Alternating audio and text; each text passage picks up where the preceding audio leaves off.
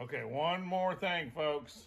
The first person that sends us $100, but call Cammie to make sure at 830-672-3089 is going to get a signed Mike Hanson Archives license plate. Well, the first two people. So help us out here, folks. The first $100 bill that comes in to help our operation here is going to get, I put on there, thanks and God bless Mike Hanson Archives. Look at all the stuff that y'all are helping with. Look at there. Look at all the work going on there. Alrighty. Now, what do I say? Back to the future. Back to the future.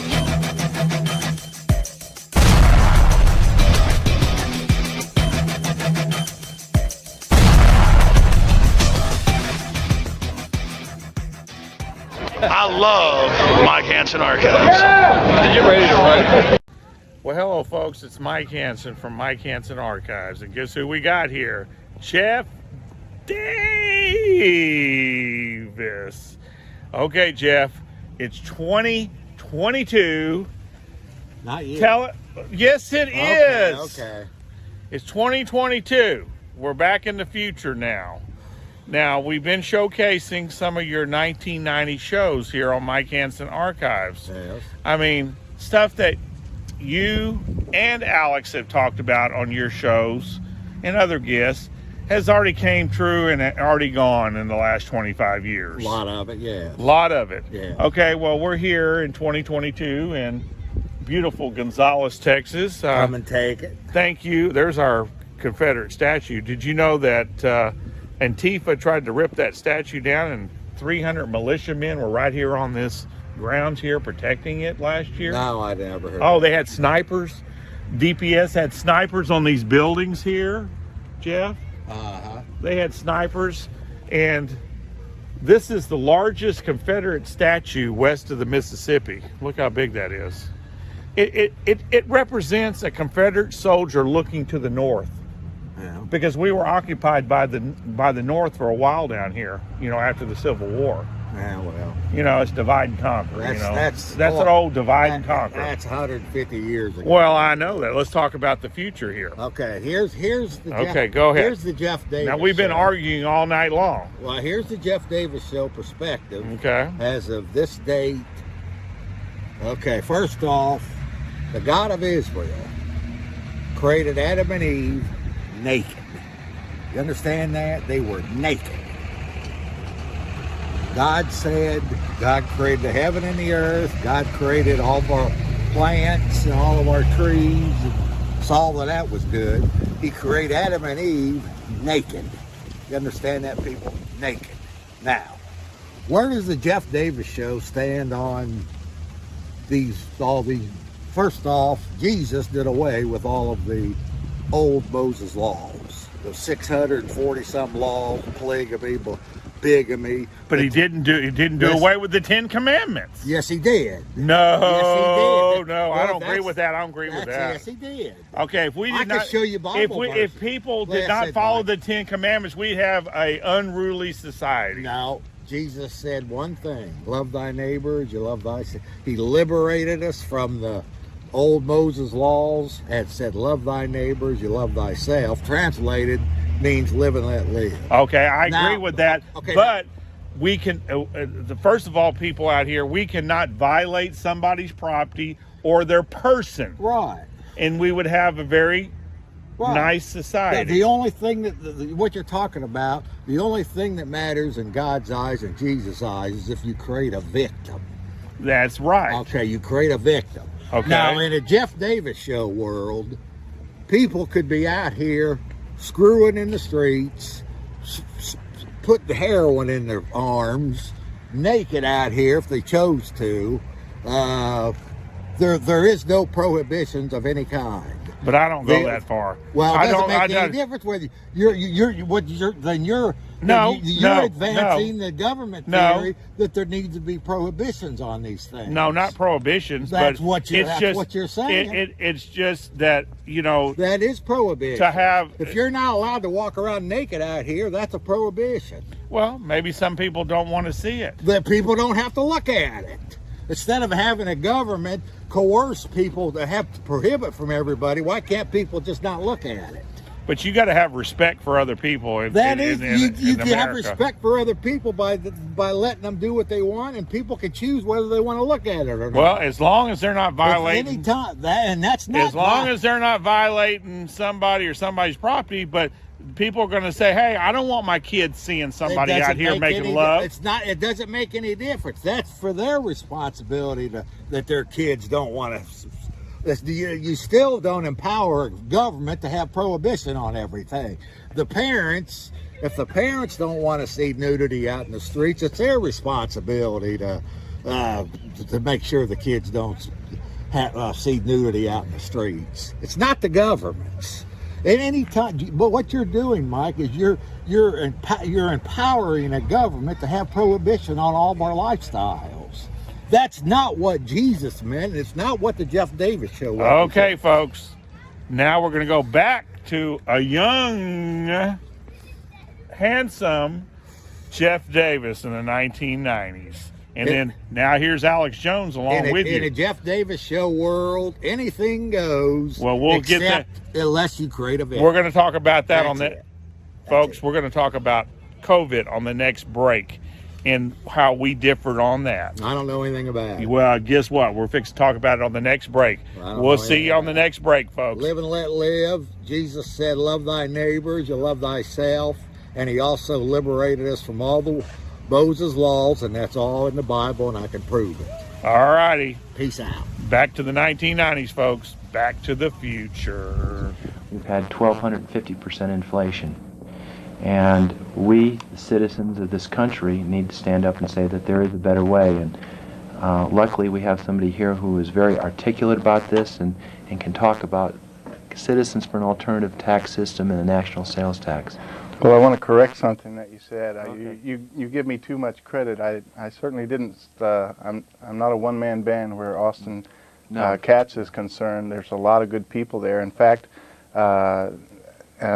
Nick and Mike and a lot of the other guys there are carrying that on while I've moved on to the internet. I'm now the webmaster of the national website, www.nrst.org.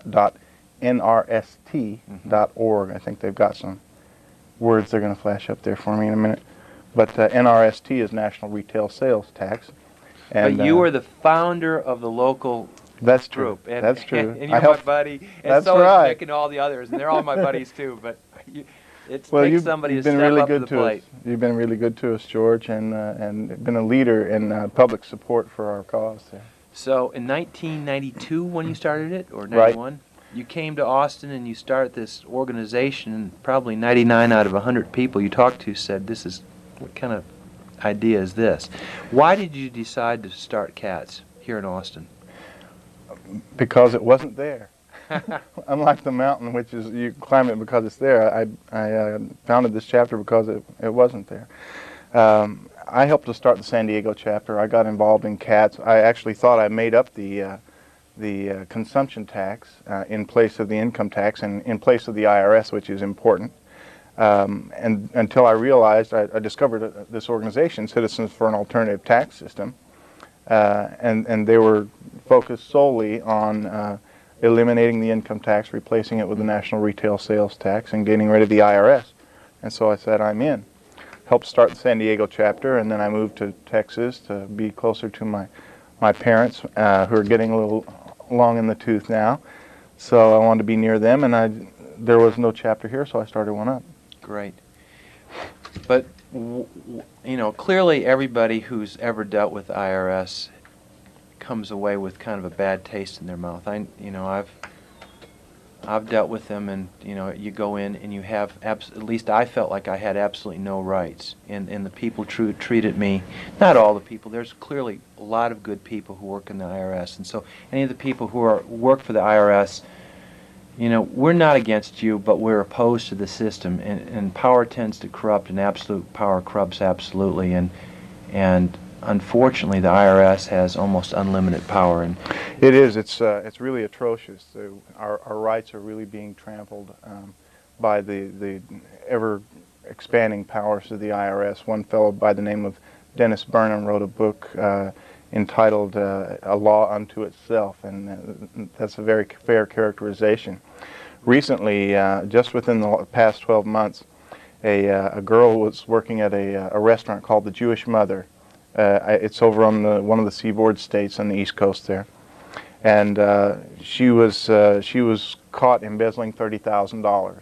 So the owners of the restaurant filed charges against her and what have you, and apparently she retaliated by telling the FBI and IRS and other people that this restaurant, which is a legitimate business, was dealing with Jamaican hitmen, and they had heroin stacked 5 feet high up in the walls in the back room. And so rather than check out her record, she did have a criminal record, and just talked to the local police who knew that she was being charged by these people. They went in, and actually they went in during business hours in the restaurant and took silverware out of the hands of patrons sitting there eating, made everybody stop the whole business, and they just confiscated every piece of paper, every computer they had. They went to the manager's house, took him out of his shower. He was in the shower at the time. They took him out at the point of a pistol, a 9mm to his head, and arrested him and all the principals involved. 5 or 6 months later, they came and backed up a rental truck, dumped everything in the middle of the restaurant, and said, "No more the investigation is over." no habeas corpus, no nothing. Nothing. They just march in and do their business. What is the national retail sales tax? What's the difference between that and the income tax? What is it? Well, it's a simple philosophy, really. We advocate that we should not be taxed for what we contribute to society. We should be taxed for what we take away from society, which is what we consume, what we buy. And it's a lot easier to track what you buy rather than try to define what is income and all these different kinds of definitions, which have made the Internal Revenue Code so monstrous. And I was reading today that there are 20,000 pages in the Internal Revenue Code and another 200,000 pages of case files. So there's over 220,000 pages of IRS code. It's incomprehensible, and it's a lot of it is contradictory. Nobody, I think, understands the whole thing. There are people who specialize in one area or another, but every year there's an organization, I forget what the media segment is, but they conduct a survey, and they get about 40 different accountants, and they give them an example, an anecdotal what if financial situation, and they typically all come up with different answers. Right. I just saw one where a bunch of people at Washington University of St. Louis had 48 different accountants, and they asked them to do a problem, and they had literally 48 different answers as to what they should be, and between $16,000, $16,400 to $48,000, and these were all high quality folks who you spend a lot of money on. Look who we got here. Somebody that we haven't seen in about 20 years is late and great. Good to see you. George Humphrey. Yes. Oh my goodness! I see who it is. Yes. Tell us what you've been up to. Oh my goodness! Isn't this a great day? Yes. It is amazing. Tell us why you're here, hurry, because it's my Facebook. My heart is heavy for the world, but my heart is also happy for the good people here. We need to get back to work, and we need to realize that this cure, it's not a cure, it's not about a virus, it's about political control. And we are free and sovereign, and we have the choice to either be slaves or to be free. I choose to be free, yes. Well, guess what I did? I bought about $20,000 worth of editing equipment and hired some people to put all the tapes on for the last 25 years, and you're on there. So I want you to, and I got I'm gonna plug my YouTube channel. Okay, great. Mike Hanson Of course, Archives. of course. Hanson Archives and Waco I Archives. didn't recognize you at the start. Okay, so I need you to say, "This is George Humphrey, and I love Mike Hanson Archives." This is George Humphrey, and this guy is awesome. Mike Hanson, the Mike Hanson Archives. Check it out. You're on there. We just put about 3 tapes of you on there, and you had slick black hair then. Now it's all dyed. All right. God bless y'all. We'll see you in a Okay. minute. But nobody can understand it. That's Yeah. just it. And it's subject to interpretation, and unfortunately, it's subject to the IRS's interpretation, and that can really cause you problems. Yeah. So basically what this is a consumption tax at the point of retail sales. Retail only, and that's important to understand. The national retail sales tax taxes goods and services only one time. Now, some people say, well, it's like a value-added tax, but that's not so. And a value-added tax is a type of tax that they have in Europe, Yes. common market, where there's layer after layer after layer of hidden taxes. Hidden taxes, and that's a big problem. And this is really important. This is not a VAT tax. This is True. a tax that everybody can see and understand, and it's right up front. Right there on your receipt. When you buy something, the cost of the federal government is going to be right there where you can look at it, right on the receipt. Okay, so basically and everything is taxed at the retail level. Correct. Under the H.R. 13, Which is the Towson yeah, Billy the Towson Schaefer Tax Act Yeah. of 1997 provides, it's 50 pages of tax code Right. as opposed to 20,000, 200,000. And it provides for a tax on retail transactions. Only. Now, when I talked about this 5 years ago, everybody would go, "Oh, it's just so regressive." And I'd say that the biggest question people have is, they say, "Well, what about the regressivity of it?" Which is kind of the politically correct term for what we have right now. And Well, politically correct is far from the facts, as Right. it most often is. That's the problem. There's nothing more aggressive than the current tax system we have, because corporate taxes, people are sedated and seduced by politicians who say, "Oh, we're going to sock it to the rich. We're going to double up on corporate taxes," and that's so insane, because corporations don't pay taxes. It's just another cost of doing business that they pass on to consumers. One of 2 ways: higher prices or lower wages. Either way, it's coming out of the consumer's pocket, and corporations just pass it on. So there's a lot of regressivity built into the current tax system, but we just never see it. And clearly the present taxation system relatively hits the middle class the hardest. Absolutely. The low end of the income base is they're getting entitlements and that sort of thing, and abatements, and there's not much in the way But of this taxes. actually also, the present system also hurts the poor through loss of jobs and economic growth, which we'll talk about in a little bit. Sure. And it's really incredible. I mean, people have all these ideas, but in fact, this system is not regressive, and actually it is a very positive progressive because of something that Towson and Schaefer put into it. Why don't you tell them about that? The rebate system. Yes. Our plan provides for a rebate on the tax amount on minimum living expense standard. So Congress decides what it takes to raise a family in this country, bare minimum. You're surviving if you're $15,000 for a family of 4, just as a guesstimate. I don't know exactly what the figure is. And that would be subject to Congress interpretation. If your Social Security or your check would be supplemented by this amount from the government, so you'd be refunded for any taxes up to minimum, Right. just survival spending. Above that, you pay taxes in proportion to what you spend. So I think it's a very fair way and a simple way to get the same amount of revenue that the federal income tax collects now. One of the things that is also very important is that this also changes the underground economy right now. There's a lot of underground economy happening with drug dealers and other things that are happening, and where people are not reporting their taxes. Mm-hmm. And with the national retail sales tax, everybody pays Right. Their fair share. Everybody pays your tax. If you're a pimp or a drug dealer or otherwise making a living under the table, and I personally don't have a problem with that, except for it's raising my taxes. So sorry, I'm not going to be able to put up with that. Right. But the national retail sales tax provides for a fairer way of paying taxes because everyone goes and buys something. It's estimated that approximately, 15% of all taxes in the United States are either underpaid or not paid at all? Is that correct?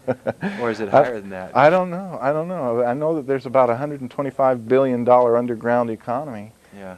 And that was a couple of years ago by the IRS's own estimate. So.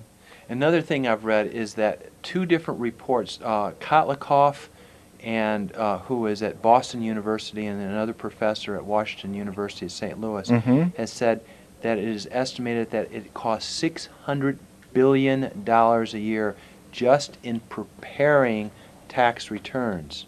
I think it's, there's a couple figures being bandied about. One is 300 billion, and the other is 618 billion. Let's use the lowest number, Yeah. the $300 billion. If it's only $300 billion. Which is more than the whole Defense Department. Right, and more than General Motors and Ford and Chrysler all put together. This is not million. No, this is the with B the word. B. This is the B word right here. Yeah. That's the equivalent of the tobacco settlement. And the amazing thing, does that's every does year. that $300 billion, if it's $300 billion, not $600 billion, let's say it's $300 billion, does it make our roads any better? No. No. Does it teach our children any better? No. Does it keep our environment clean? No. This is the cost of calculating how much tax you pay. It's incredible. You spend $300 billion to figure out how much tax to pay in And then, Appleton. then they tag you and say it's not right anyway. Right. Another thing that's really important is something I keep talking about a lot, is that even though our national deficit is $5.5 trillion and we're basically bankrupt, another economic indicator people don't talk about is our monthly balance of trade. Since 1983, the United States has had an average of $12 billion a month, negative trade. We've been sending out $12 billion more to foreign countries than we've been taking in. And what made the United States rich is that we were a great industrial nation. We made things for the world, and now we're becoming paupers. And with the present income tax, it hurts us. With the national retail sales tax, it will create jobs so that we can export more. Is that correct? Right. European countries, such as France, take their tax off at the border, so that their goods come across to our market at a reduced rate. We do not do that. Our income tax stays on if it's produced in this country, whether it's exported or sold in our own market. So we're at a disadvantage in our own market against exports, and we're at a disadvantage in foreign markets because we don't raise our tax off. It's incredible. Yeah. Billy Towson was saying, I heard him saying that within a couple years it could create 1.6 million industrial jobs here in the United States just by creating more of an economic impulse so that we can sell to the Germans and we can sell to the Japanese and we can sell a few to Bill Clinton's friends in China. Well, just imagine what you could do with so many thousands of dollars that it takes to pay the accountants and what have you, to maintain the records. For 7 years you've got to keep records, and you've got to calculate the humongous tax return. If you're Chrysler, your tax return looks like about a 5-foot stack of paper, and there's this isn't minimum wage people pushing a pencil and counting beans to calculate that. If you can, under the national retail sales tax, you'll be free to reinvest that income into the business, increase wages, develop better products, and improve your business, which would create jobs, exactly what you're talking about. Now, who would administer this tax? Well, it's proposed that it would be administered by the states. Right. There are a few states that don't There's have 5 states that don't have a sales tax. sales tax, and so they could those states could contract an adjoining state to administer their federal Or have the tax Treasury for them. Department do it. Or whatever. Hopefully is another state would do it, or Yeah. they do it themselves. Right, but it's so easy. There's 46 states or so that have a state sales tax, and this would just piggyback onto that. Okay, so clearly there's just loads and loads and loads of information about this. We don't have the time to talk about it in full depth. But what we do have is that we have the time to introduce this subject, and we want people to get a lot more information about it factually. If they want more information factually about it, what do they need to do? Well, you could call 916-FAIR. It's the local CATS chapter, maintains a 24-hour number. It's a hotline. Give that number one more time. 916-FAIR, 916-FAIR. And you dial that number and you'll hear a recording, get you some information, and get you started. We have a very active chapter here in Austin, Texas. Yeah, and the first thing is don't believe a word, believe us, but ask your questions and ask all the tough questions that you can, because this change would be a monumental change. But clearly, in my mind and in Ashley's mind, it would be the best thing for this country. But you need to ask the questions and get the information. So call 916-FAIR. Now, the next thing is a lot of people go, yeah, right, this is pie in the sky. But in fact, we have a lot of national support for this, don't we? We sure do. And if you look at our website, www.nrst.org, as you see on your screen there, you just go out there and explore if you have the ability to get out and surf the net. Get up there and you'll see a lot of information. One of our supporters is Bill Archer, who's chairman of the Ways and Means Committee, and that's down in Houston. Right. He's a good Texas representative. No. Well, he's the. We've got some calls waiting, but I'll tell you what, we've got so many guests coming on. I'm sorry to all the callers because there's so many good things we want to talk about here. But if you want to call Ash, can they call you, or they can get you through FAIR or 916-FAIR? They're going to get the local chapter through 916-FAIR. Great. But my email is on that on the website, so I answer all the email personally and now this is not just a Republican or a Democratic thing. It's a bipartisan push, isn't it? This is about freedom, and that's across all political, social, and economic lines. Here in Austin, we need to do several things. One is that people need to get educated about it. Right. Two is that they need to call FAIR. They need to call local Austin Cats. We need to write letters to the editor. Right. We need to call Lloyd Doggett, and call Lloyd Doggett and write him letters. Write letters to the editor. Yeah. Join local Cats. And what else can people do? There's a lot that can be done. There's telephones. You can make telephone calls for the chapter.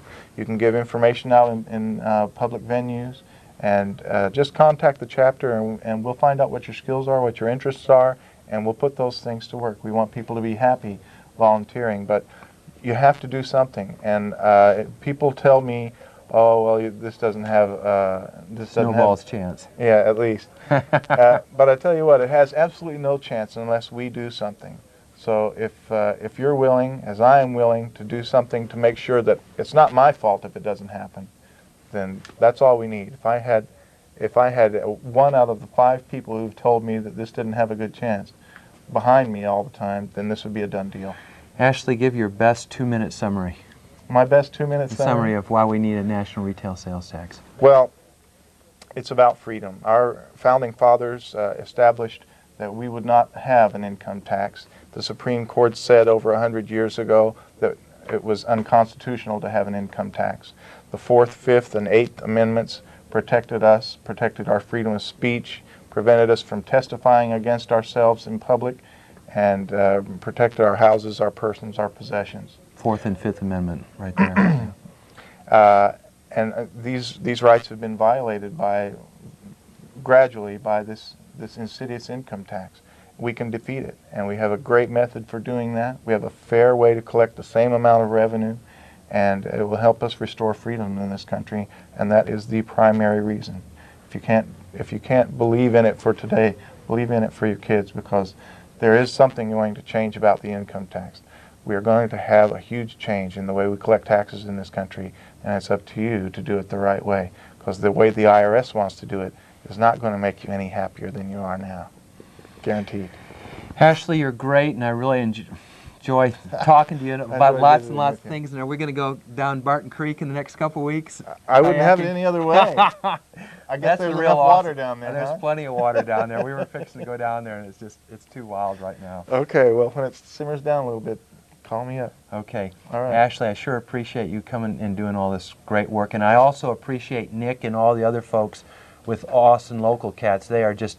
Name some of the people who are local folks who deserve some credit here. Lenny Fine, Mike Bidlow, Mr. Merriweather. Actually, Bob Larson has helped us in, a good deal. I understand he's your next guest. Yep. Speaking of that is All right. Bob, friendly Councilmember Larson, come on out here. We're going to talk right now. And Ashley, thanks again. And Thanks for having me. say hi to that beautiful friend of yours. I sure will. Okay. Hello, folks. This is Jeff Davis with the legendary Jeff Davis Show from Central Texas, USA. And I love Mike Hanson Archives.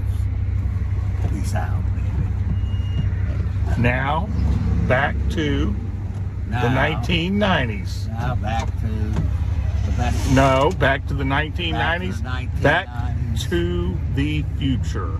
Back to the future. Peace out. I like that shirt. I like it too. Oh, Larry, here, hold on. Oh, Mike Hanson original. Oh, I love that. Come and take me. No, come and make me. That's right. And guess what? You can get those by calling 830-672-3089. But how does somebody get that good a body, though? That's what I want to know. You got to work at Sonic for 5 years. Bye.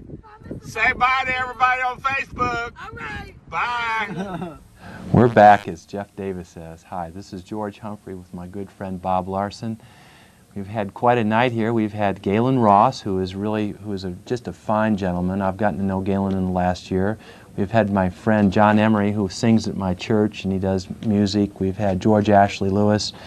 And now they say politics make strange bedfellows, but here in Austin, Austin's a pretty friendly city, and I have a very good friend that I've made in the last several years is Bob Larson, and Bob was the man who defeated me in 1990, and Bob got kind of a bad deal, not a bad deal, but he had kind of a rough trip when he was on the city council, but that's part of the service, and we've gotten to know each other pretty well, and we don't agree on everything, but one of the things, Bob is always very, very upfront and really loves this town and really wants us to do what's right and live within our means. And Bob and I have worked on several different issues in the last couple of years, and I'm very honored to have Bob on the show. Hey, Bob. Now I remember where I know you from.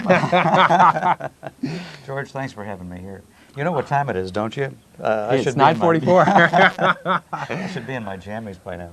Bob owns But the here I am. Old Timers Clock Shop, so if any of you have any clocks that need repairing, Bob has got one of the finest shops there is. It's Come to us. over on 38th Street, and he does a great job. Thank you, George. Before we go into anything, that's the Old Timers Clock Shop. Anyway, Bob is very active in many, many different issues, and one of the things that he's very active in is Habitat for Humanity. And why don't you tell the folks about Habitat? You noticed my pin. Yeah, of course I do. Okay. Well, thank you, George. Yeah, Habitat for Humanity. I guess everybody's heard of it by now. Jimmy Carter and his wife every year go out and help build some homes. Actually, Habitat for Humanity International now is the largest builder of homes in the U.S. Wow. It's incredible, isn't it? Yeah, it is. We're getting close to a total of 500,000 homes, I believe it is, worldwide. That you've built? Yes, Habitat for Humanity. Now, here in Austin, the total is some 50 homes now, and we've been in action here in Austin for about 10 years now. But we have a wonderful local chapter, and a lot of people don't understand. We build homes with volunteer labor and some donated materials, so we keep the cost of a home in half, basically. And we make them affordable for people. We don't give them away, we sell them. But we sell them at basically half cost because of the volunteer labor. And then we don't charge interest on a 20-year mortgage. So it makes the home very affordable. However, that home buyer has to pay for that house, of course, over 20 years, interest-free. But he also has to put in some labor. The down payment, as we call it, is 400 hours of labor on other people's homes and then his own home or her own home. And so it's a great program. The money comes back. We don't start from zero every year. Right. We're collecting those payments, so the money comes back, goes for more housing. So you see, it's an unending program. If you want to get involved, very quickly, let me plug the number here. Somebody that would like to get involved as a volunteer, you learn how to build a house. You meet a lot of great friends. 472-8788. 472-8788. They'll tell you how you can volunteer in one way or another to help build affordable homes here in Austin. Bob, that's really great. And you are the assistant chair of Habitat for Humanity? Well, I've been on the board about 4 years. I happen to be the vice chair this year. Yeah, Great. So Great. We're proud of the organization. Yeah, I'm very proud to be affiliated with Habitat. It's a bunch of good folks who really care about people, and it's trying to keep politics out of it and trying to just do the right thing for No politics. all. Yeah, no politics, which is a good thing. I wish. Unlike your show, George. Well, anyway, into politics. Let's slam it in. One of the things that while you and I were on the council, when we first got on the council, one of the things that we realized very quickly is that our electric utility was the goose that laid the golden egg here in Austin, Texas. We have, even though Austin is the 27th largest city in the United States, we have the 9th largest city budget, and that's because we have our own utility. And our own utility has been publicly owned since 1915, and it is done, even though they've made a lot of mistakes. I've been opposed to a lot of their decisions, like the nuclear power plant and other things. It has basically given us relatively low cost rates. We've had relatively good service. We've had conservation programs, and it has returned last year $60 million to the general fund, keeping everybody's taxes down. Exactly right. It's big business, our electric utility. And we own it. You know, of all the city departments, of course, you know, police, fire, we need them. But they cost us money. The electric utility actually generates us a profit. Right. That helps keep our taxes low. It goes into the general fund, as George said. That amount that goes in there may have to come down because of deregulation, competition, who knows. But it's still a great utility. Why destroy it? Right.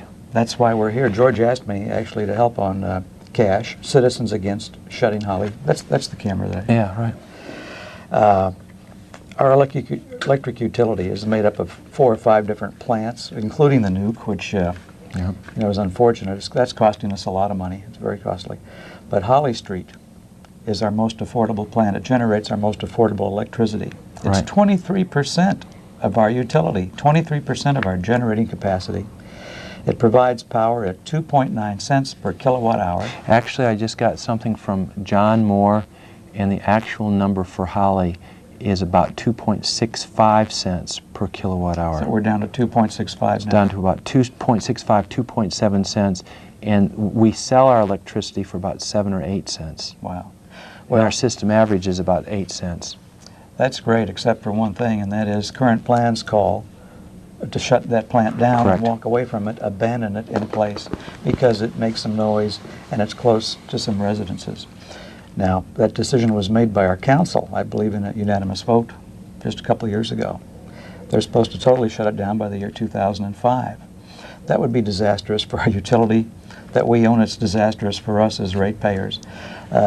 We're asking our city leaders to take another look at that decision. We think it's a wrong decision, a dumb decision, quite honestly. And very simply put, you know, for the convenience of all the ratepayers, all the utility customers, we may have to condemn some property if, in fact, people don't want to live close to that plant, if in fact it is a nuisance after the soundproofing that's been done to the plant and the homes. But we just can't abandon 23% of our utility for the convenience of a few. There's a tremendous number of issues, and you know, when I used to talk about the South Texas Nuclear Project, we would have rallies where there would be 200 or 300 people, and there would be a lot of emotion. And I'm very, very glad that I worked against the nuke.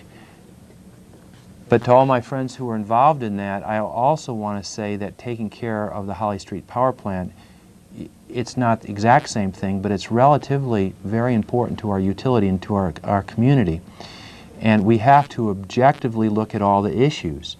And a lot of the people are not looking at the issues, and this is a big deal. The first thing is that to take care of the 546 megawatts generated at Holly, which again, Bob, represents 23% of our whole utility, is that there's 4 turbines there. For $5 million, we could buy new turbines and renovate the whole thing, and they could have another 35 years of life. Right.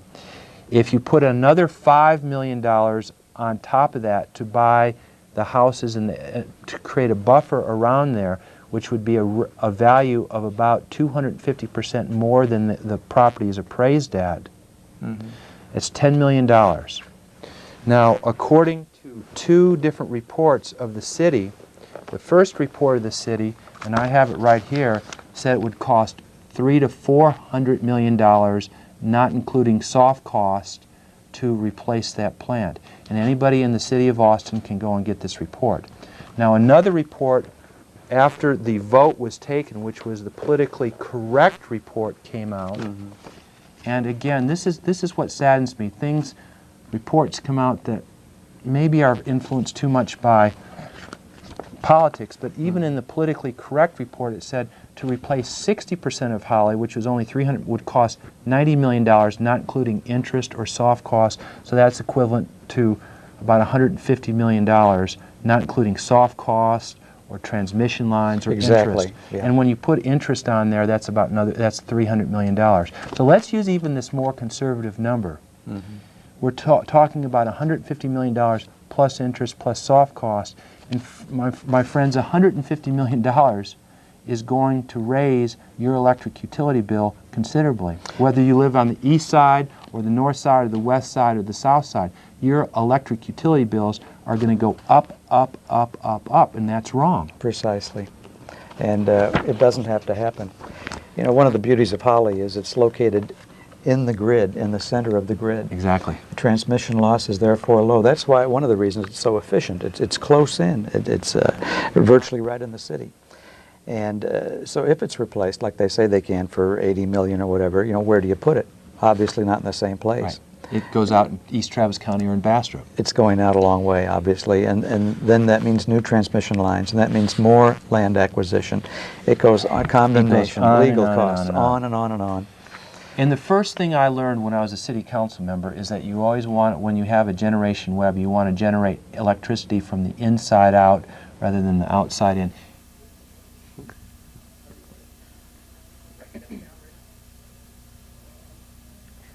Well, hi, Austin.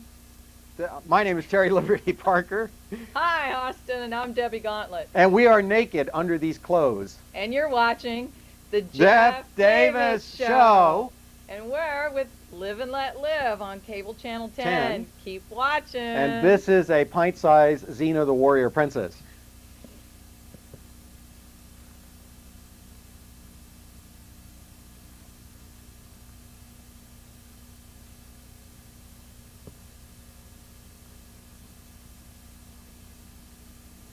What? Again? Go for it. What, now? Yeah. Hi, Austin. My name is Terry Liberty Parker, and this is... Hi, Austin. This is Debbie Gauntlet. And you're watching... The Jeff Davis Show. On Cable Channel 10. And we're with Live and Let Live. That's right. Keep watching this show to find out how to live and let live. And we are both naked under these clothes. And this is a pint-sized Xena the Warrior Princess.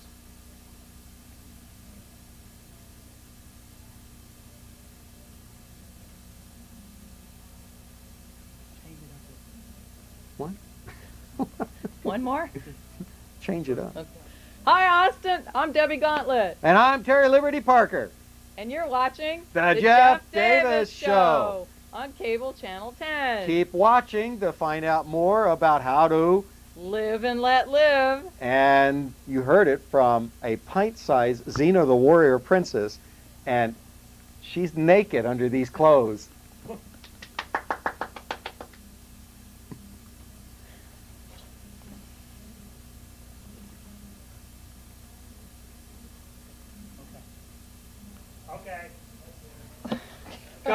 Hi, I'm Corey Coleman. I'm one of the pilots of the Black Helicopters, and you're watching the Jeff Davis Show.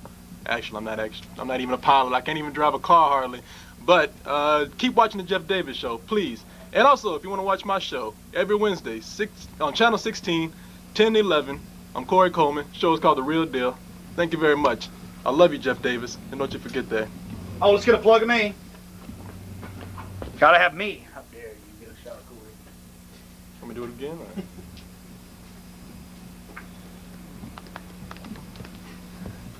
Mike, I'll clean things up. Hi, I'm Corey Coleman, and I used to be a member of the CIA, but after listening to Jeff Davis, I quit and became an average law-abiding person. Actually, I'm not anything. I just watch a lot of Access TV, and one of the things that I watch is the Jeff Davis show. Keep watching that because that man knows what he's talking about. And also, tune into my show while you're flicking around. Channel 16, 10 to 11, every Wednesday. It's called The Real Deal. It's a movie show. Not as political as this show, but I love you anyway, Jeff Davis. So keep watching. Thank you. Get the hell out of here.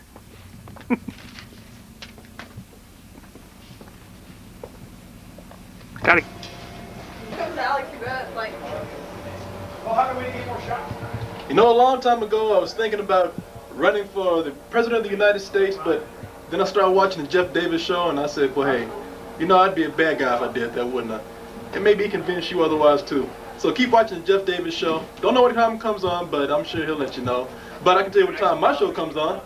It comes on at 10 o'clock p.m. on Wednesdays, Channel 16.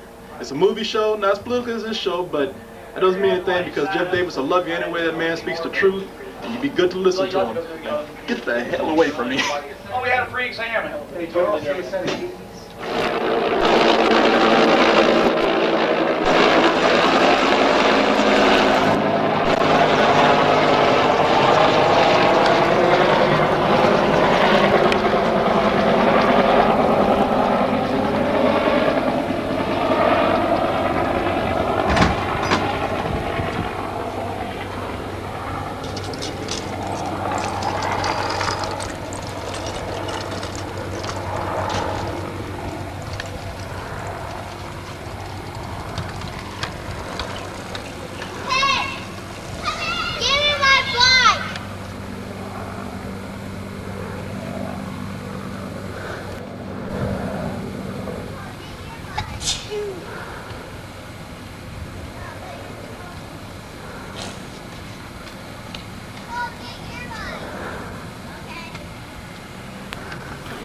Basically, they were just.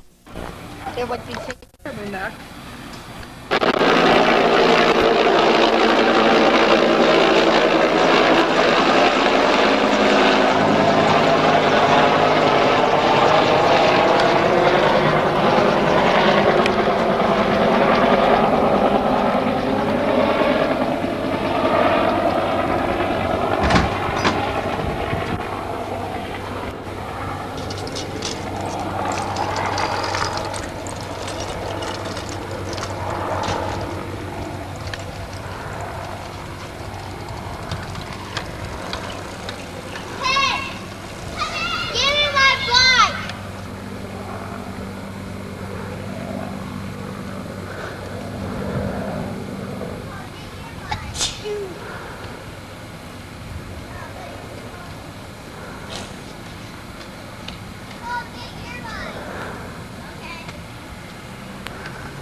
Thing right there, my neck. The gas mask or something on, but I couldn't.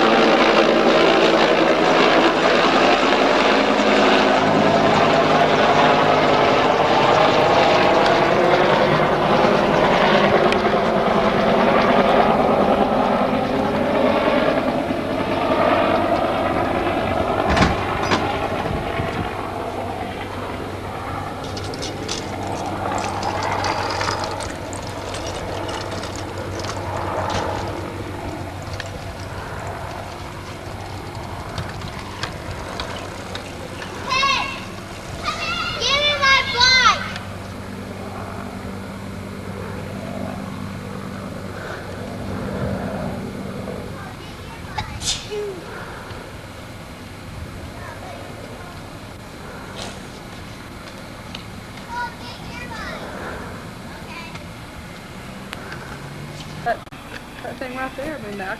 This mask or something on, but I couldn't. Dark.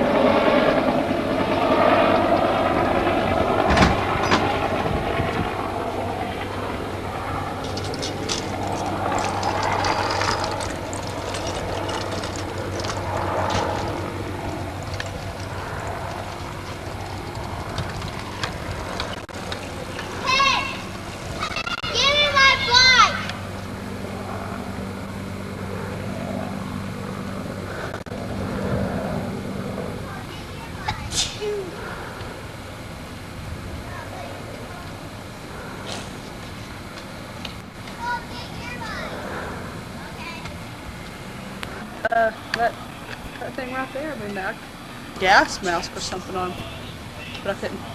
Yard. Okay.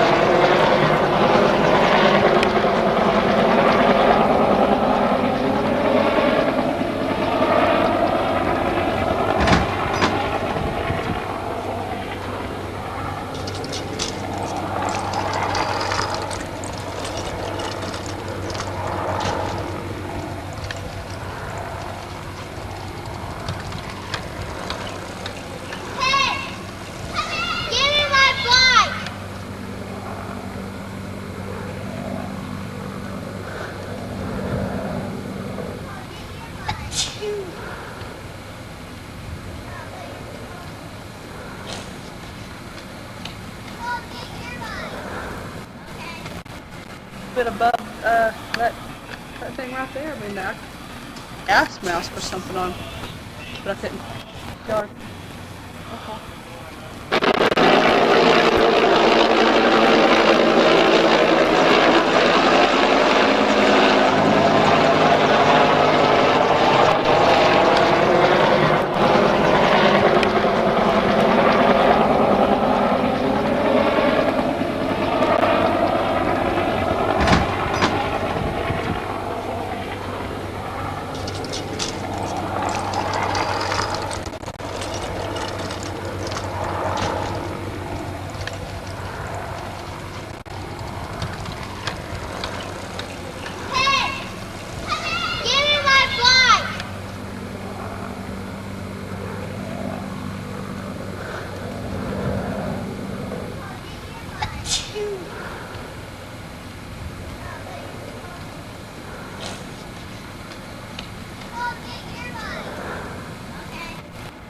A little bit above that thing right there. I mean, that gas mask or something on, but I couldn't.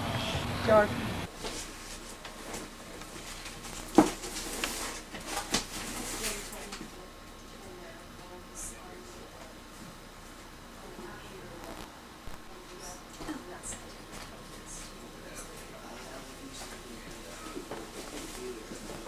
Get a picture of all that sheetrock powder in those bags. Does he still want in the Dallas County. Yeah, I guess I should.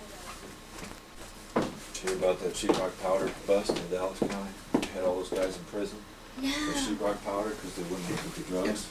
Andrea, That's crazy. you have money. What?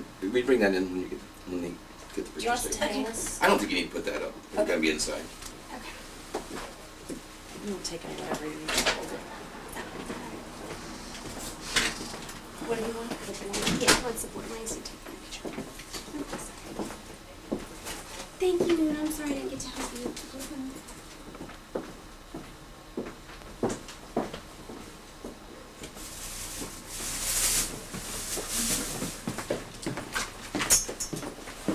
My office momentarily, I suppose. I'm just gonna grab this for a second.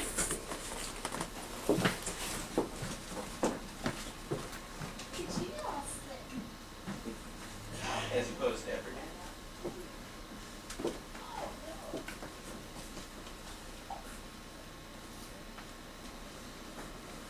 I'm so glad you could make it. Well, I had to do a couple circles. It was the Fox 7 News person that got me here. Yep. Great, have a seat. Did I sit here? No, go ahead and sit. Right here? Or, okay. Yeah, that's fine. I'll get another Okay. picture. All right. All right, we've got the little camera, so. I don't know if somebody else is coming, if you guys want to wait a little bit. Yeah, somebody just called. They're on the way. Yeah, because it's kind of hard to find. It is a bit. Is that the evil weed? Yes.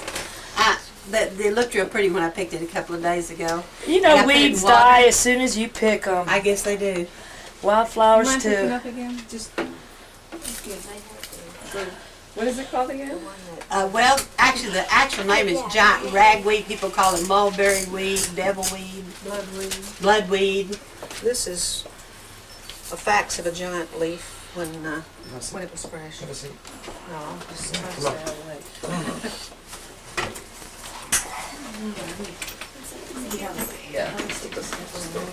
But you have to understand, in the spring they get like, 8 foot tall, the ones behind my house. Oh, well, you just were asking for it, weren't you? Yes, so.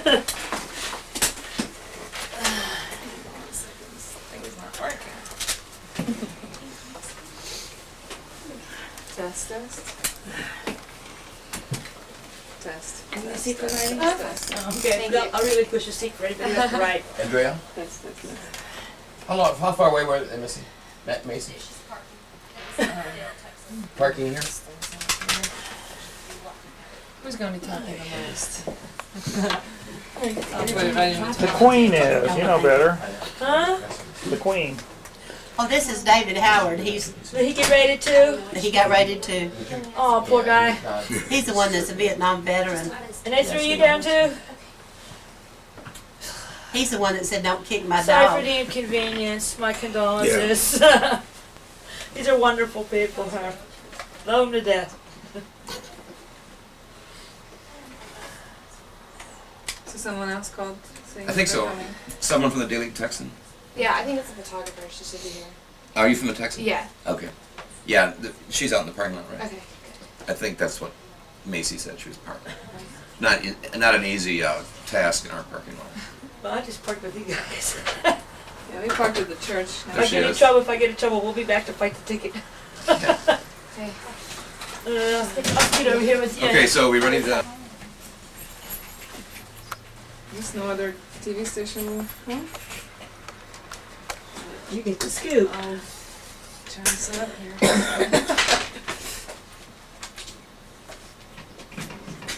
I'm gonna have to turn the light on here, so. That's fine. So I'll just give a brief explanation of what the lawsuit is about, and then we have two of the plaintiffs here to talk about it. But this relates to the drug task force, or narcotics task force, that exists here in Travis County, and with which there have been a significant amount of problems. As you might remember, about a year ago, one deputy was killed because of the way the raid was done. And then at Christmas time this year, a young man was killed as he was sleeping on the couch. But we have yet a third situation that has come up that came up in Spicewood, and this was a raid on 3 residences together over by Spicewood, in which they apparently, based on some concocted information, this narcotics task force decides that it's going to descend on these folks that are sitting here, somewhat elderly folks with disabilities, and accuse them of raising marijuana that apparently somebody spotted from the DPS helicopter. And as you can see here, we produced pictures to show that anybody can see pretty clearly the difference between hayweed and marijuana. And this is what the task force says, that they spot this, they call it marijuana, it's in reality hayweed, and then they show up. But when they realize they're wrong, they don't have the ability to say that they're sorry and walk away. What they end up doing is ransacking the 3 houses on that property, hoping against hope they're going to find something to justify what they did, and they can't do that. They spend 40 minutes, they have these people in detention, a clearly bogus search that could have put people at great peril. And then when they realize they're wrong, that they've mistaken hayweed in some fashion, for some reason, as marijuana, they don't have the decency, the professionalism to walk away, but then hold these folks outside and go through their houses. But even worse, after they've totally flubbed it, they then enter these folks into the computer, the police computer, as narcotics suspects. Folks have never done anything wrong in their lives, have no reason at all to be in the police computer, and the only reason they're in there is because the police made a stupid, egregious mistake, refused to acknowledge they're wrong, and continue to penalize someone, innocent people in the community. And the problem is, well, what can happen here is that the citizens of Travis County need to understand this can happen to anybody. This can happen to anybody. You have a bogus complaint like this, and this SWAT team will descend on you, ransack your house, walk away, never apologize, and then enter you into the police records as a narcotic suspect for the rest of your life. And that is not what American democracy or American policing is all about. And that's why we have this lawsuit today. You think about it with these folks, you know, somebody could have had a serious health problem. You know, you have a helicopter descend upon you unexpectedly. You might have somebody that could have heart problems, for example, or some other situation, or kids in this context. You know, in the other two cases I talked about with the same task force, you had kids present when all the shooting was going on. And the question to the sheriff ought to be, why does this even exist? Why have this sort of bizarre police enforcement going on? We didn't see this under the previous sheriff. Why is it going on? Why is it going on when it's obviously not necessary? So anyway, I'd like to introduce Sandra Smith here and also Dave Howard, who were two of the people at the time, to let them talk a bit about their experiences. Go ahead. Oh, okay. My name is Sandy Smith. I've lived on my homestead. I've lived in Austin about 30 years. I'm a very respectable member of the community. I've been the manager of 2 convenience stores. I've been totally responsible for their money. Everybody has always thought I was a respectable person. People have always looked up to me.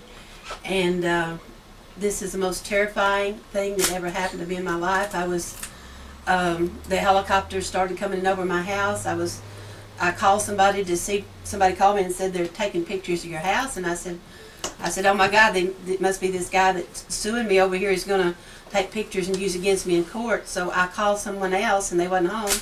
Then I called someone else, and he said, well, I don't think that man would spend all that money to just take pictures of your place, that it's got to be something else. And then about that time, I was standing behind my van and talking on my phone, and all of a sudden the whole street just filled up with cars, and there was this woman jumped out of this car. She had long red fingernails. I mean, I'm not making this up. She had long red fingernails. She had long blonde hair. She was dressed kind of like Rambo, and she threw this gun on me, and she said, you dropped that phone and you spread them on the van. And I was stunned. I said, my God, what did I ever do with it was this bad? And she made me stand against the van. And then, meanwhile, Dave was coming out of the house. They dragged him out of the house, throwed him on the bench. And this other guy, she let me, you know, it was real hot. It was in May. And finally, she let me move from behind the van. She made me come. She said, okay, you can go over there and sit with them. So I sat in a chair opposite facing them, and I asked Dave if I could have a drink of Coke. He got to give it to me, and she said, you sit down, said, you will be handcuffed. Said, this man is a menace to my safety. And I said, well, you know, he was just trying to give me a drink of his cold drink. And then one of them walked by and kicked the dog, and he jumped up and said, don't kick my dog. And they threw him back down on the bench again. And then after a little while, Sheriff Hale came up, and he said, we were out, said the helicopter spotted what we thought was a large field of marijuana growing behind your house, and said, this is the marijuana season. And he said, that's why we raided your place, but on closer examination, it was determined it was not marijuana. Sorry for the inconvenience. And then they all left. And then around the neighborhood, everybody was saying, well, you know, God said, you know, Sandy said, you know, they spread eagle hair on the ground and said she had 6 giant marijuana plants growing behind her house, and they busted her. And here I thought she was a pretty good girl, you know. And then, I mean, it just, my own home isn't safe. And I have never done anything wrong in my life. I don't even smoke cigarettes, much less marijuana. The last time I was ever in trouble with the law, I got a traffic ticket for speeding, and that was 20 years ago. I mean, you know, I mean, anybody that looked at my record could see I've never done anything wrong. And so it just nearly totally, like I said, it nearly totally destroyed my life. Now when somebody comes by the house, I look out and I think it might be the sheriff coming back or the inspector coming back. It's just, like I said, it's really hurt my life a lot. My home doesn't feel like my home anymore. And Dave, you want to talk a little bit about your experiences? Well, it started out with I just shaved. I was shaving, and I heard the helicopter circle. You know, I thought it was just going over, but it kept going round and around. I said, "Man, this ain't right." So I walked outside, and Sandy was in the yard working already. And I said, "Sandra, this ain't normal." And I went back inside, finished shaving, got dressed, went back outside, and it was still circling. And I said, "Geez, this reminds me of Vietnam." And then we just went to work, and 2 minutes later, they came in on us. And they used the same tactic we used to use in Nam when you go into a village. When you go to a village, you get everybody out in front and put guards on them, and then go through the village and search. And that's exactly what they did. Same tactic.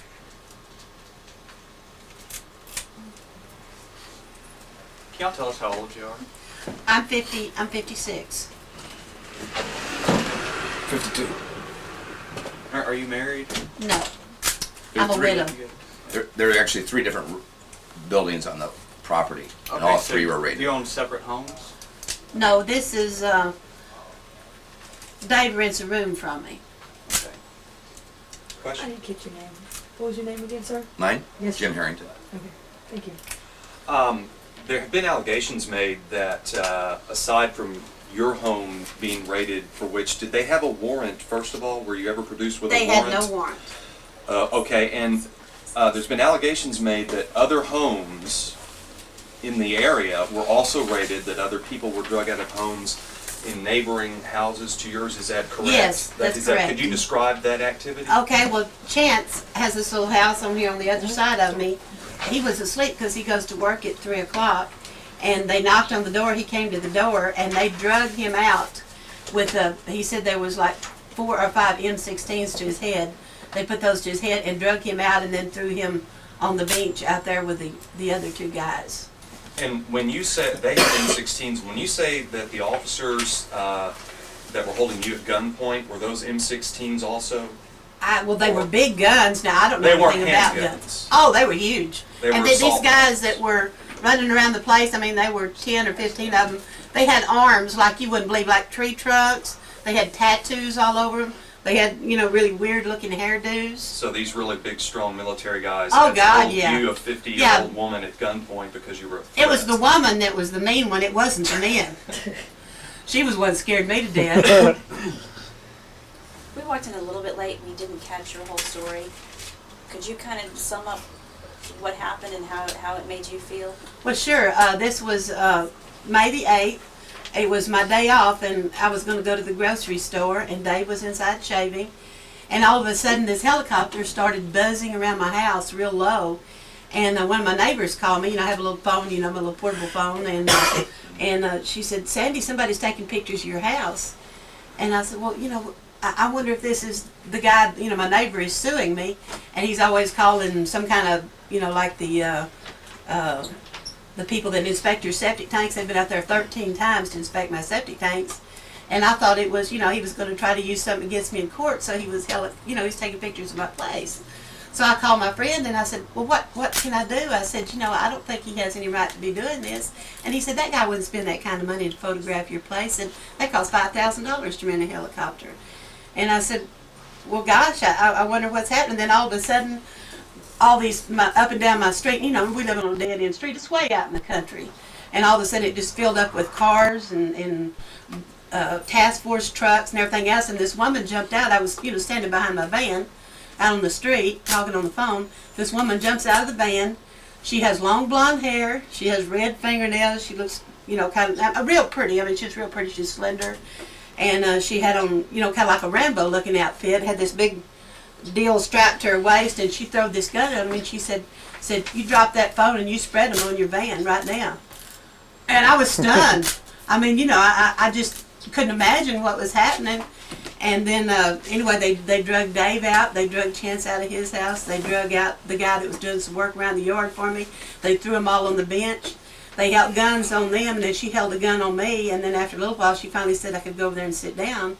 And I sat down in the chair, facing the 2 guys, and I asked Dave, he had a Coke in his hand. I said, "Could I have a drink of Coke?" And he started to give me the Coke, and she said, "You sit back down or you will be handcuffed." And then somebody kicked the dog, and he jumped up and said, "Don't kick my dog." You know, because my dog's just kind of old and crippled. You know, he was just growling. He wasn't trying to attack him or anything. And so anyway, they said, "You sit back down or you will be handcuffed." And they got guns on all of us. And then directly, the sheriff, you know, this Mr. Hale come out, and he said, "Well, the helicopter, this is the season for marijuana," and said, "We spotted what we thought was marijuana behind one of your houses, but on closer examination it was determined that it was something else." So they took a couple of garbage bags with it, and I said, "And by the way, I've got a great crop of beggar lice this year if you want them." And so anyway, then they took the bags and they left, and the people across the street was watching from behind the fence, and I said, and they said, "Why don't y'all just come on down?" Because, you know, they're always calling somebody on us. And then after they left, we found out they went in all our houses and searched all our houses while they had us all at gunpoint out there. And, you know, I have high blood pressure. I mean, I could have had a heart attack. I mean, I was never so scared in my life, you know, because I've never had a gun pulled on me like that before. I mean, I just live out in the country, you know. That's my homestead. Been out there 30 years, you know. I mean, used to, there wasn't even a house around me. And for this to happen, like I said, it's just kind of really hurt my life. You know, I'm not even able to work anymore. Does it haunt you still? Well, sure it does. Every time somebody drives by, I have to run to the door and look to see if it's a health inspector or see if it's a sheriff or something. I mean, it just, and I'm real paranoid, you know. I'm kind of afraid to go anywhere. I'm afraid everybody knows me, you know, or the sheriffs are going to try to find something wrong with what I'm doing. Well, I mean, this was 2:30 in the afternoon, and all the sheriffs that live in the area. One of them. How many people would you say were there? There was at least 15 or 20. I mean, it was, you know, like these guys with the big arms with the tattoos and the weird hairdos, and they were all wearing these big guns, you know. And then there was 2 or 3 sheriffs. There was, like I said, Mr. Hale, and he was real nice. Actually, the men were all fairly nice. It was a woman that was real hateful. What are you hoping to get out of it? Shown that they kept, you know, push innocent citizens around like this, and I think they should have made a public apology to me then, which I said, you know, on the news channel. But I think they need to be punished to show that they can't treat just ordinary citizens like this for no reason. And you were never presented with a search warrant? No, not at any time. None of the neighbors whose homes they searched were ever given a search warrant No, by sir. the sheriff's department? No. Are you saying that search warrant didn't exist? Or Right, there was no warrant. Never was. Sandy, was the county commissioners informed that they were going to raid your residence? I don't know. Have you talked to any of the county commissioners since this raid? We tried to contact some of them, but they never really responded to my call. Do you think it would be helpful for a policy to be put in place at the county commissioners, where your county commissioner be informed that they're going to come in and break your door down in the middle of the night or raid you? I think that would be a great idea. And something else too, I mean, we have asked for help from the county commissioner before this because of this harassment my neighbor has put me through by calling the health department on me 13 times when I have a legal septic tank and I am grandfathered. Are you looking for a financial settlement or verdict out of the county on this? I mean, how much money are you looking for? Well, I don't know, whatever the jury thinks is fair. I think, well, hopefully one thing that's going to come out of this lawsuit is either disband this narcotic task force, SWAT team, or seriously re-engineer the guidelines.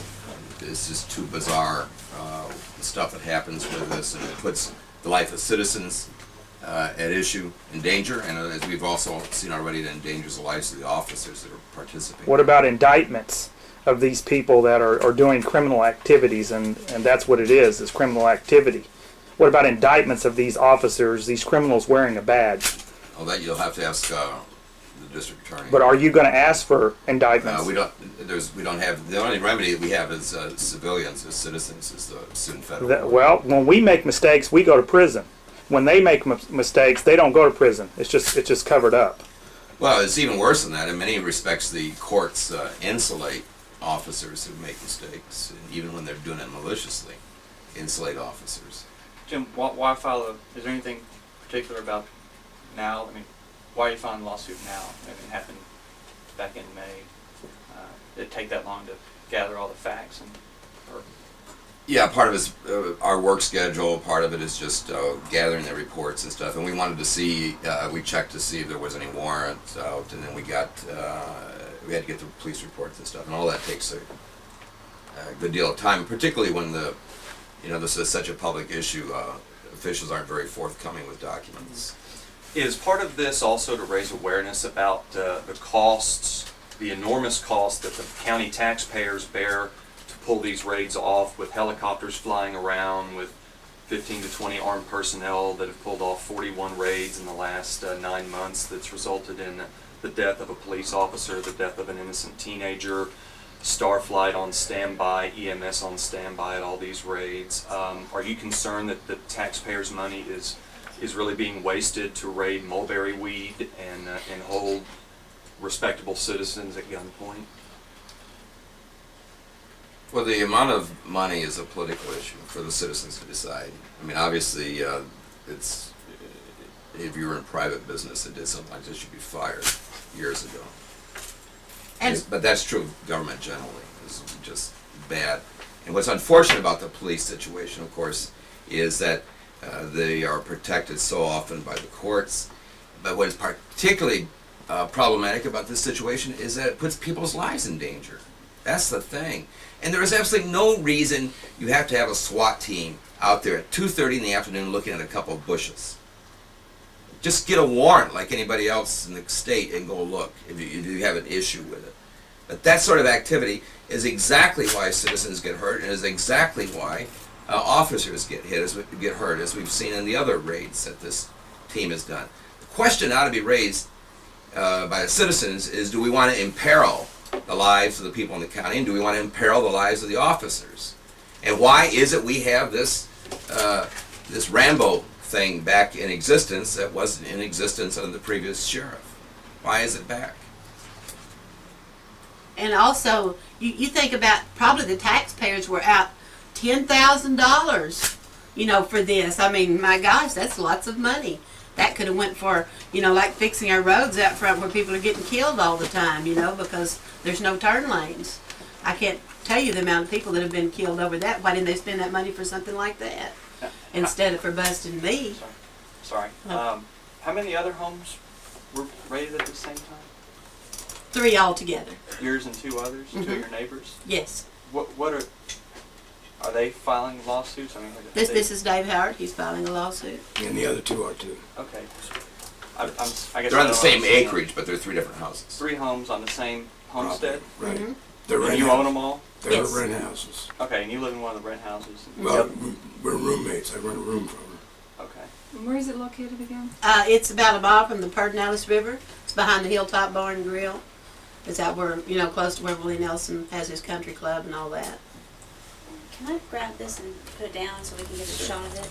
Put it on a chair. Can you tell us again, Sandy, what they were wearing? Were they wearing military gear? They were wearing military gear. I mean, the guys had like sleeveless shirts. They had we cut flak jackets with all the big pockets and those funny looking pants with all those, all those. Well, you know what I'm talking about, like you would see on Rambo or something. So they look camouflage. So they look more like military than peace officers. Yes, sir. Except the sheriffs would dress like sheriffs. Can we ask the lawyer what's the difference between a peace officer and military, and how does Posse Comitatus come into this case? Posse Comitatus doesn't come into the case. Posse Comitatus doesn't exist in Texas, but it's a theory of law where people can basically enforce the law. Citizens, private citizens can enforce the law. The difference between military does not have jurisdiction, cannot do civilian activities inside the country, cannot participate in any law enforcement inside the country. Well, she said she just got through saying she couldn't tell the difference between if this was military or peace officers. It looks like that Margot Frazier's people are dressing like.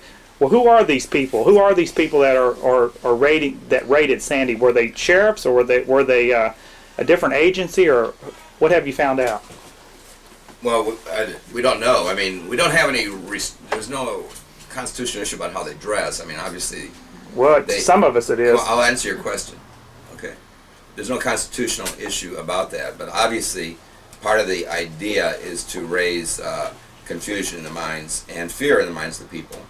But the other issue about dressing is that what about in the raids where people are, where the deputy is killed because of the way they're doing the raid and not identifying themselves, and it's unclear exactly who's attacking the house trailer. So this thing about the way they dress is important in that respect because it endangers the safety of the officers and endangers the safety of the people that are present, as we've seen already in 2 serious fatalities. Sandy, as they exited their vehicles bearing their arms, how did they identify themselves to you? Or did Well, there was only there was one of them came up. He gave me his card. That was Sergeant Hale. He said before or after you were at gunpoint? that was when they were leaving. He came up while we were all sitting there at gunpoint. While you were and on then the they phone, put down their guns. While you were on the phone talking to your friend standing next to your van, did any officer identify themselves as law enforcement before they put a weapon on? No. No, they said all she Did said they was. have their jackets that said DEA, FBI, Narcotics Task Force? Some They of were them just dressed in didn't they have? camo? Some of them had. I don't know. It was so confusing. They must have just camouflage, and I know some of the sheriff's departments did. You know, that I recognized a couple of the sheriffs because they had on their uniforms, but the others they were. I can't remember, but I know one of the cars had DEA on it and some stuff like that. But basically, they executed a warrantless search, failed to really properly identify themselves before they held you at gunpoint. Yes, sir. And searched other people's homes in the area and drug them out at gunpoint. Right. Those are some pretty significant issues. And ransacked the houses. And ransacked their houses. Sounds like terrorists to me. Oh, I know it. Anything else? Well, I would like to read my little poem I wrote about it. If y'all got a minute? Yeah. And in my purse, so don't do it? Oh, okay. All right, I'm sorry. We don't have time. Okay. All right, well, thank you very much. Can I see it? Maybe we'll put it in the newsletter. Huh? Can I see it? Maybe we'll put it Sure. in our newsletter. Sure. Oh, you'll like your little. If they had a search warrant, would it have made a difference? You know, if they had a search warrant. Who are you Not a lot. ding-alonging so much for up here? You could, I mean, once they determined that the item wasn't there, right? Even if they had a warrant, they would have had to withdraw. The warrant, well, I assume they, unless they had a warrant that allowed them to search the entire property and stuff. It has to be based on that. Margot Fraser said on Channel 24 News she didn't need a warrant. Well, she's wrong. That's what she said on 36 News. Yeah. We got her. 24. It was 24 News. Yeah. Oh, that's good. How you doing? Good. Very good. Very good. Very good. Very well. Very, very well. Good. And so that's the actual system. Good luck. If you lose touch with Okay. I will, thank you. We'll go down to court watchers, right, Mike? Yeah. It will be judicial watch. I want to get her saying. Do you want to say anything to the people that knows you on ACTV now, Sandy? Right here to the camera. Wait. Well, I hope that this means that justice is maybe going to be served. At least it's showing I'm not just going to, just lay down and die because they've threatened me so much. And I'm trying to stand up for my rights and for everybody's rights. And I'm just trying to show that everybody has the right to be free and not be terrified of what's going to happen to them. But did it feel like you were free when all these military type people were raiding you? What did it feel like?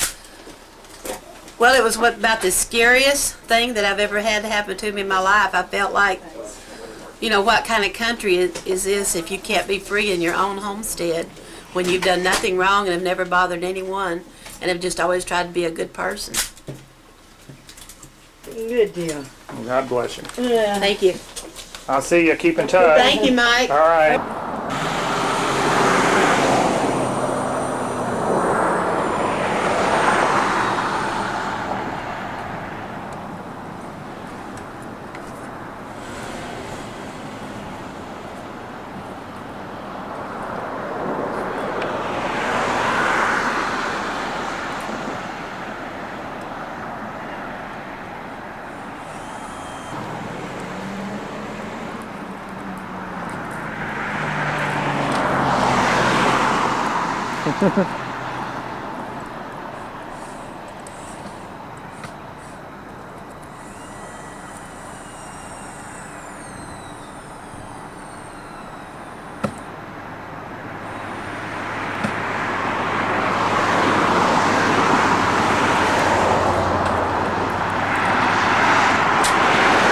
That's all delivered.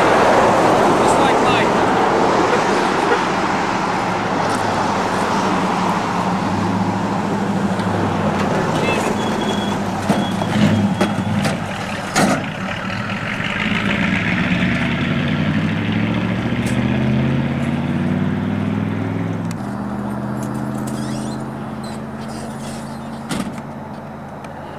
I ain't no good on Mike.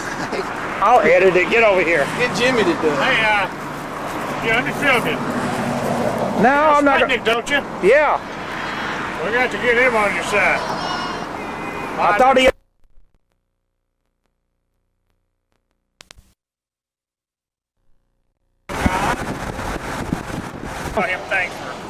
Thanks. All right, how are we doing here?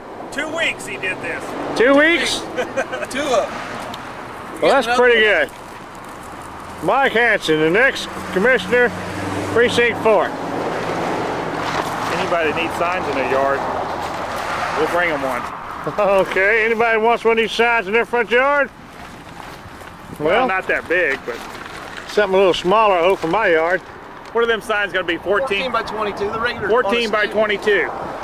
We'll deliver it to you. 10-4, just call 292-0070, Jimmy. There you go, folks. Anybody in the trailer park, please. Yeah. Bring you one. We need lots of them out in the trailer park. It's a hubcap. What? Okay, Mike, how we doing? Doing fine. I want to thank Steve for painting 2 weeks on this. Took him 2 weeks to paint that by hand. Yeah, 10-4. Steve's a good guy. Yes, he is. So's Mike. I want to thank all the volunteers, Jimmy. Thank all the volunteers. That's right.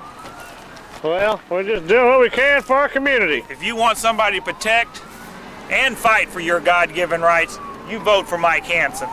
10-4. 24/7, that's my motto. You call me 24/7. What's this we got here, Mike? Fight for freedom. That's a good thing to be done. Put it over my dents. Okay, let's go eat. God bless you. Come on, no commercialism. Hey! Go away. Are y'all the ones that live on the back? Elgin. Oh, Elgin, not the where you're. We have the property in Basco. Oh, so y'all gonna move out there? One day, eventually. One day.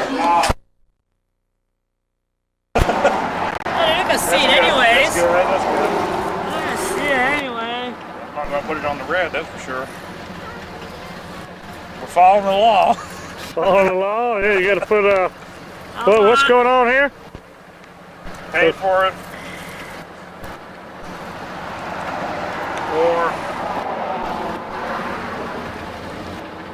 No, paid for by Mike Hanson, County Commissioner. County Commissioner's candidate. Campaign fund. They gotta be legal, folks. You gotta follow all the rules when you're campaigning. Problem is, they got so many laws, you don't know which ones you're breaking. That's for sure. Prisons are full up with them. We have our reservations. Yeah, me and Ma got our reservations. Don't you have yours? Okay, folks, guess who showed up to Gonzales, Texas? Old Trailer Pokey. We still look good after all these years, don't we? Yeah, right, huh? How long has it been? And how long have we known each other? 35, 40 years? What? Since probably 1994 or 19. Yeah. That's about 25, 26 years or something.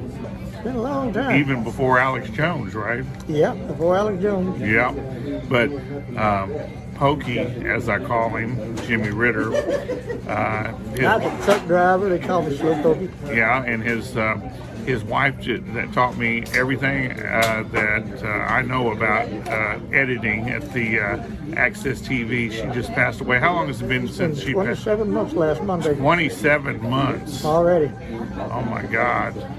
But tell him what you're doing these days. And also he just like me, he has done a lot of camera work for Jeff Davis and for Alex Jones over the years. Yeah. And I mean, we've been through it, haven't we? We certainly have. And you know, we're trying to get a lot of that up and running on Alex's new website. Well, it's not a new website, it's Infowars.com, but it's on band.video on his website. Bad videos, huh? And then, well, that, you know, YouTube's taking a lot of our videos down, even though they're calling it against community standards. I mean, how can anything be against community standards on YouTube, especially 25-year-old tapes? Yeah. But anyway, Politically motivated. let's catch everybody up out here. Everybody knows you out here, don't they? Pretty much. Okay, well, tell them show going. Tell them what you're doing over the last couple of years. It's been a hard 27 since Chris passed away. Chris was the producer. It's been a hard time. I miss her. There's Gary, my There's new a producer. new producer there. He's been well involved. Say hi. Hello. Yeah. But you come down here to get some. I've been picking you some tapes. I found some. Overwhelmed with them, I understand. I'm overwhelmed with these tapes out here, but I found some of your home movies. Not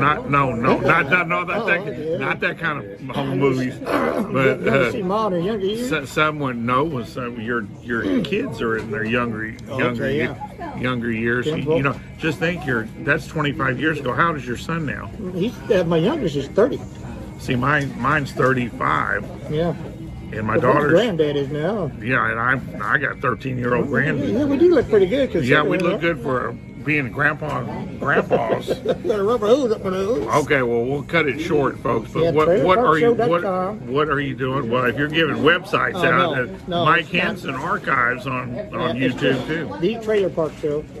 Okay. We're still doing that. What are you doing? What are you doing now? You said you're moving. You're going to leave Austin. Going to leave Austin. It costs too much money. I don't blame you there. And now we're out in Mon. I hate to leave Austin, but I'm going to go down with some more family members down by New Brunswick. We're still going to do the show online. And we've been having lots of guests, as you know. George Rodriguez was just on last weekend, last Monday from San Antonio. And we'll have a whole bunch more coming on. Well, God bless you, Jimmy. You're a good friend. And we'll see y'all next time. Right here on Mike Hanson Archives. I love Mike Hanson Archives. Oh, yeah, say that. I love Mike Hanson Archives. Well, you need to speak up a little bit. All right, God bless y'all. $100 million worth of surplus aircraft, vehicles, weapons, and other assorted stuff. Can you put a dollar figure on how much you have actually gotten from the military in this program? Well, currently we have over $41 million worth of equipment that we've been able to acquire. Acquiring all those helicopters and spare parts stacked to the ceiling was just the beginning. This is the Rolls Royce with wings. How about a motorhome? And while you're at it, take a bunch of trucks and trailers. Oh, and don't forget the tank. Actually, the military calls it a peacekeeper. It's a tank. It's an armored personnel carrier that has tank-like qualities. Looks like Nazi Germany to me. Here comes the armored personnel carriers. Wow, from the sheriff's office. Right down in Houston, we've shown you footage on other shows of Apache helicopters right there on the tarmac. All for your best interest. Don't worry. You know, if I walked into this hangar, I would think Marion County had the highest crime rate in the United States of America.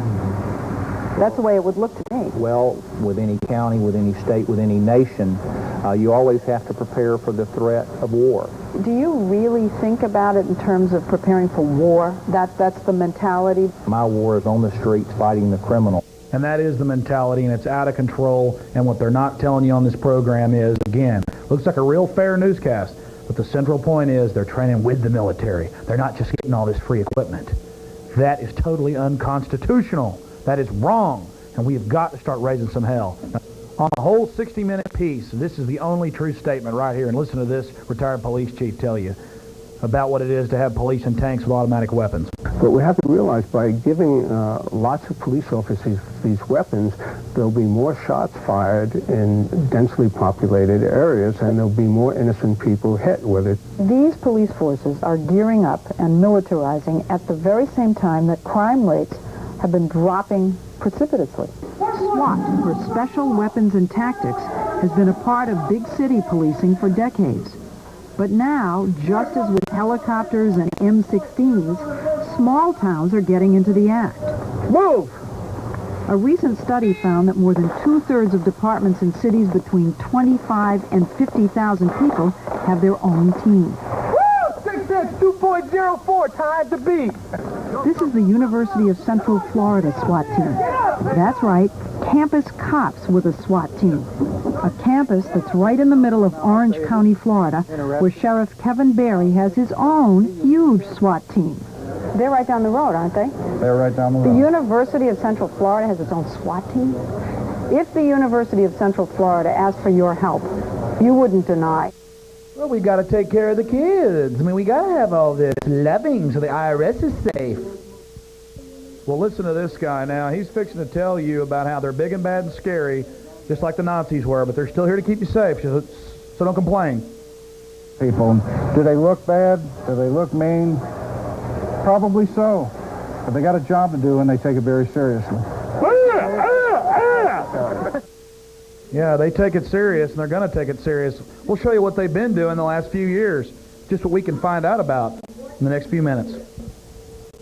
Now, they're fixing to tell us to step back and look at this terrible arms race that's just on accident by the federal government. We're supposed to just not worry about it and not think about it too much, and that it's not a big problem, but we should stop the arm race. The media's known about this for 15 years. This has been going on or longer. And now that they've fully armed up everybody, it's under full federal control, and we're starting to find out about it, they can warn us. They can warn us about the impending doom.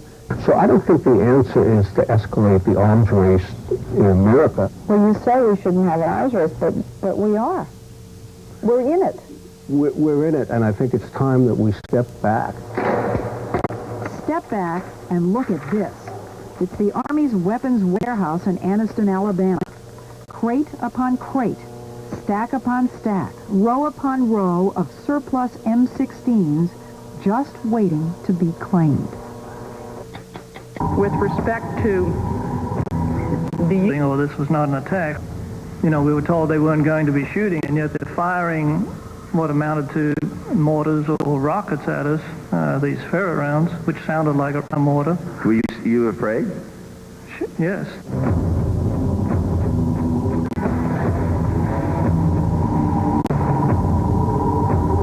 With respect to the use of military weapons, these pieces of equipment were unarmed, as I understand it, and were contracted. I mean, it was like a good rent-a-car. They were a good rent-a-car? A tank going into a building? These pieces of equipment were unarmed, as I understand it, and were contracted. I mean, it was like a good rent-a-car. They were a good rent-a-car? A tank going into a building? That's what it comes down to. You got tanks smashing into a home, pumping in a deadly gas with children in there with gas masks that were too small, playing the sounds of dying, squealing rabbits and heavy metal music for days on end. They could have caught Koresh any day. He went into town all the time.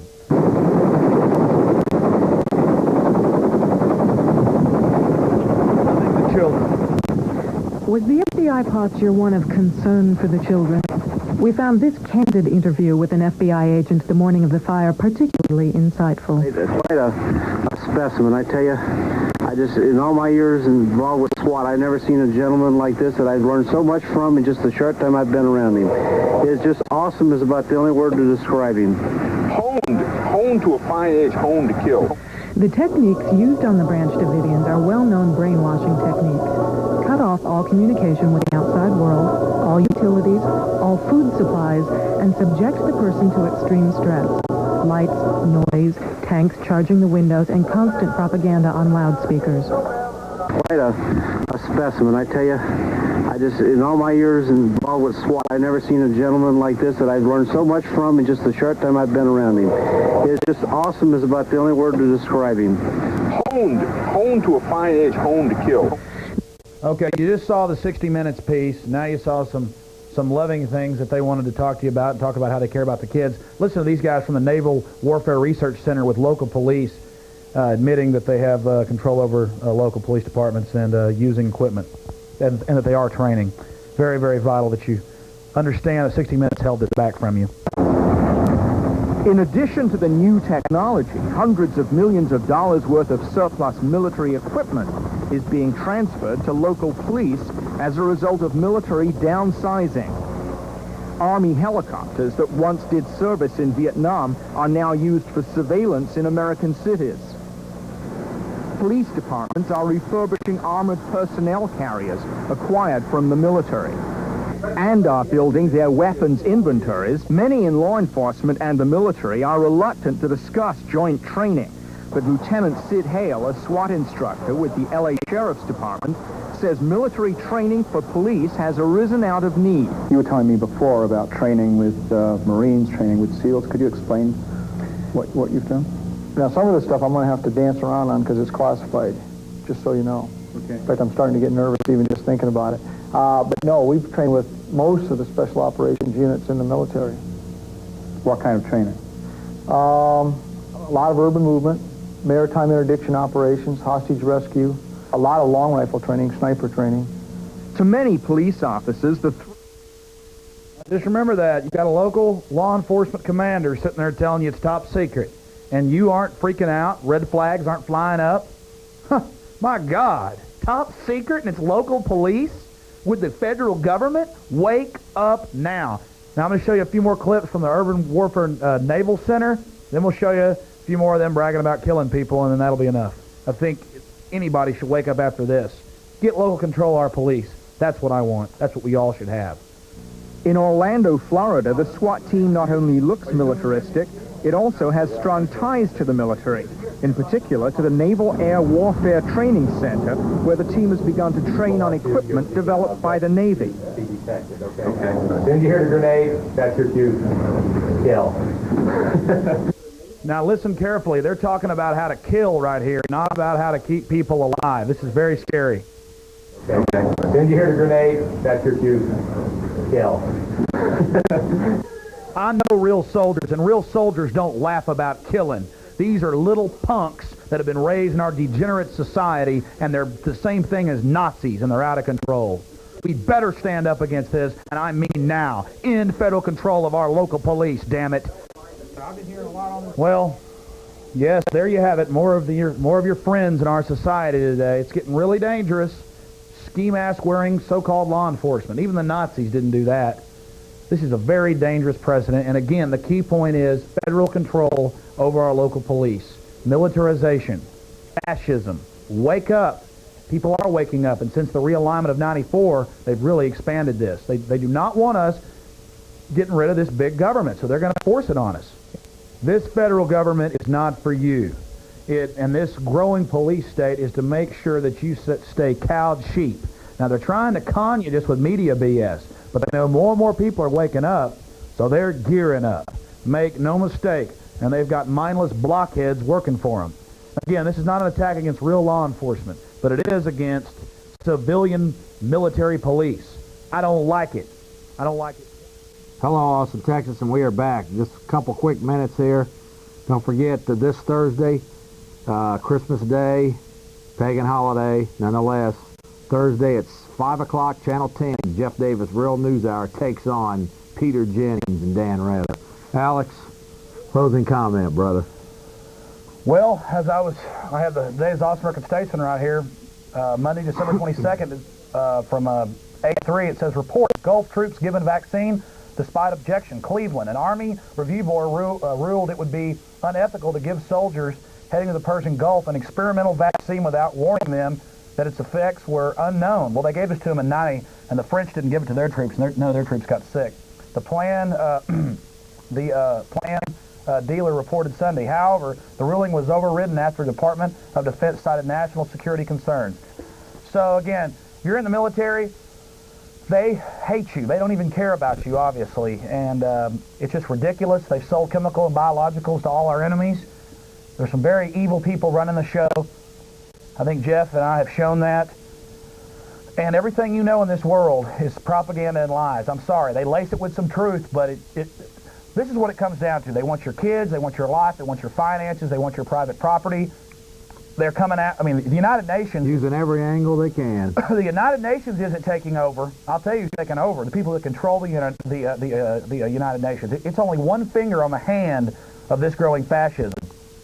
So please wake up. Please start talking to your friends. Please do something.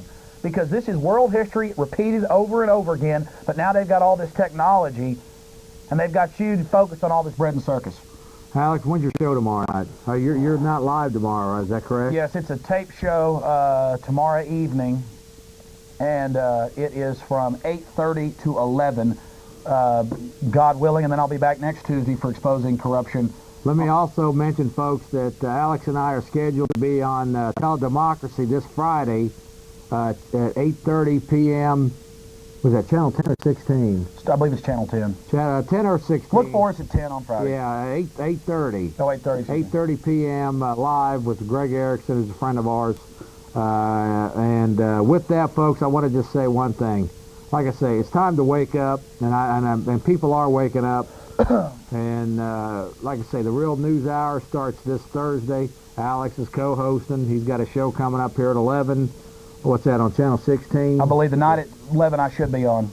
And, folks, get control of your life, or obviously these people are going to do it for you. That's the bottom line. I mean, people, this is real. They are creating. It's already here, but they are I mean, look, now they're just now telling us about this police state. And, there you go. And plus, there's a lot of lies. It's been building for 20 years.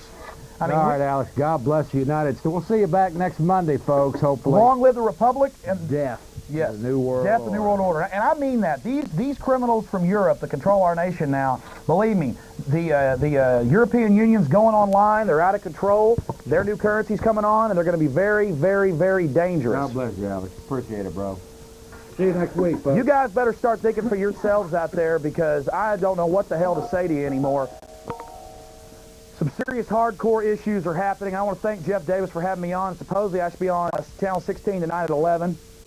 And I'll have more presentation for you. Basically, there's just some evil people, some ruthless people who aren't even good managers running the world. You got the IMF running around out of control. Start thinking for yourselves right now. I'll see you tonight at 11, and I'll see you Friday. Hello, folks. It's Mike Hanson here with Mike Hanson Archives. Please take a moment to watch this short video about my nonprofit, Gonzales Association of Patriots. Please take time to visit the GoFundMe and help your neighbor out. Anything will help us, even if it's $5, $20. If you can do more, great. But if you knew how desperate some of these people were, people that are a lot less fortunate than we are, they really need help here in Gonzales, Texas, and we're really trying to do that for them. So take a few minutes here to watch this video about our nonprofit, and please visit our GoFundMe and donate what you can. We really appreciate it. And thanks a lot, and God bless. Because I know you need help with your food and everything else. So that's from the Gonzales Association of Patriots. We always try to do something good for somebody every single month. We try. I love you, Mike. I love everybody. Thank you. Thank there you go. Everybody. Buy what you want with it. Buy you something nice once in a while. I love you, Mike. Yeah. God bless you. Well, hello, folks. It's Mike Hanson here. And I'd like to tell you a little bit about our nonprofit organization here in Gonzales, Texas. It's Gonzales Association of Patriots. We started it back in 2016 to help the less fortunate people here in Gonzales, Texas, and there's a lot of them. People are getting their electricity cut off.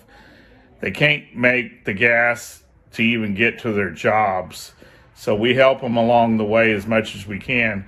We're not that big, so we would like to get bigger and get a lot more money to help people with.